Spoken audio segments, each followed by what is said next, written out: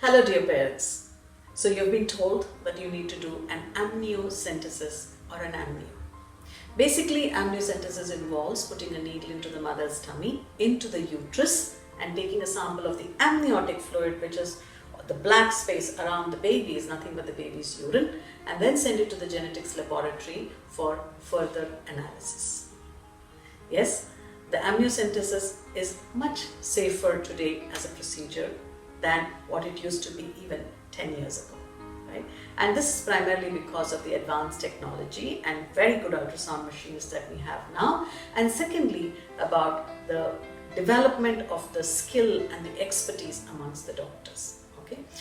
I don't take any procedure lightly, and nobody should take any procedure lightly, because every procedure intrauterine, even sometimes a simple amnio, does carry a small risk. I say small risk because over a period of time, the risks of amniocentesis, because of the expertise that has been gained by the performers and the operators, the risk of miscarriage has become extremely low.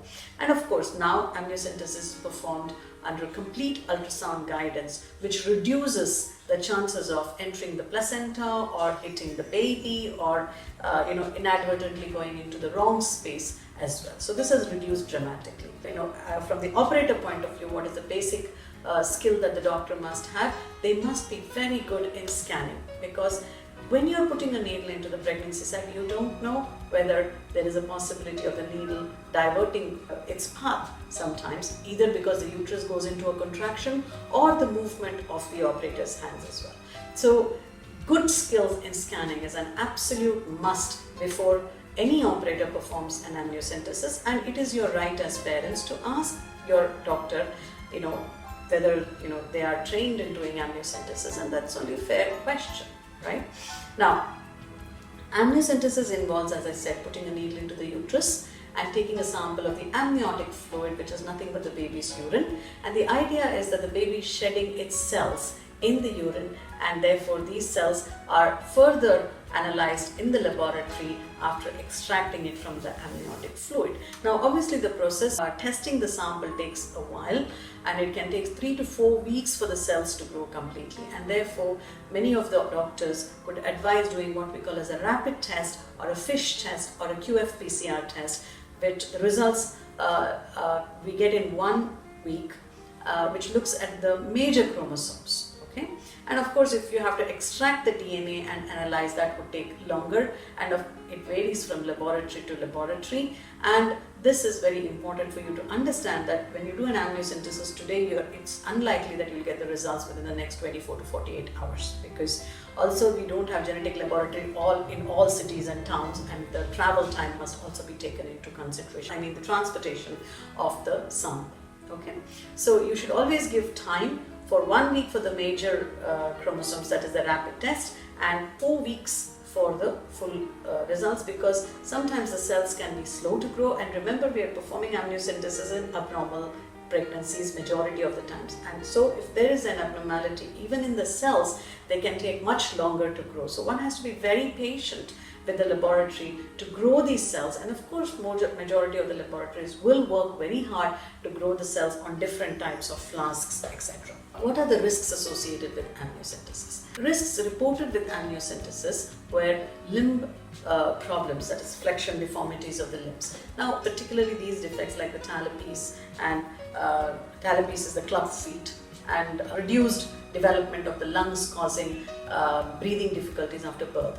Now, when studies looked at these specifically, these amniocentesis were performed before 16 weeks. Okay, so that is why now the recommendation is that before 16 weeks we should not do an amniocentesis, and if at all any pregnancy requires to do an invasive procedure, we need to do CVS, which I have covered in another video, so you can go and look up that as well if you wish to do so. And so now performing amniocentesis after 16 weeks has dramatically reduced the possibility of lung problems that happen in the baby after birth, and secondly the club feet problem as well. So that's that. Now coming to post 16 weeks, putting any needle into the pregnancy sac does carry a small risk of miscarriage. Now as I told you, if the amniocentesis is very straightforward, done perfectly without touching the placenta and having no bleeding at all whatsoever, which you would know soon after the procedure is over, the possibility of miscarriage is extremely low, and the reported in literature is less than 1 in 500. Of course, it depends upon the operator as well. Somebody who's done far few amniocentesis and probably does less than 10 amniocentesis or even 20 amniocentesis in a year will have much higher risks of miscarriage compared to somebody who does maybe about 10 to 20, 30 in a month, right? So the more expertise that is gained, the lesser is the risk of miscarriage. With my professor, for example, I would hardly see any miscarriages when I was training. And now, being 15 years in fetal medicine, of course, my risk of miscarriage has dramatically reduced over a period of time because of having done so many more amniocentesis. And it is very important as for we doctors also to keep auditing our practice so that we are able to give you the right figures, and you need to know the individual operator based risk of miscarriage and not what is quoted in the literature, because what is quoted in the literature is taken from the best units across the world, of course. Okay. Now, what is it for you? And generally, amniocentesis is just a needle procedure. We put in a needle just like how you take an injection in your hand. Instead, you take it in your tummy, and there is very small amount of pain, not much at all, and majority of the women are able to tolerate this very well. Maybe for a day or two you may feel a little bit tight, like how you would feel after an injection, but that is not again a major problem because women are able to tolerate this extremely well. Now, the other concern that they have, that is, should I take antibiotics and things like that? Not really, because we don't take in antibiotics after taking one shot of injection. So realistically, there is no requirement for any antibiotics or any uterine relaxants or any sort of intervention after the procedure is over, right? It's literally a small injection. So there's nothing to be doing to take care that the risk of miscarriage goes down, because once the needle is inside the uterus and it has come out, the insult is already there, and there's nothing you can do to reduce that chances. I give a simple example to my parents that when you have an injection for a day or two, it will be a little bit uncomfortable, and after that it settles down. Secondly, there's always a small possibility that site can get infected. Similarly with the uterus as well. There's a small possibility that you can develop infection, and the risk of infection is maximum for up to 1 week. And if it doesn't happen in that time, it's very unlikely that you will have a miscarriage because of an amniocentesis. There are many other reasons why miscarriages happen.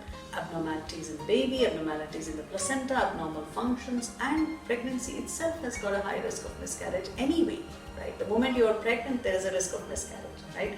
So over and above that, by doing an amniocentesis or a CBS or any invasive procedure for that, we increase that risk very slightly by 0.2 to 0.3%, and which is for a finite amount of time, and then you go back to the background risk, right? So I hope you find this video helpful.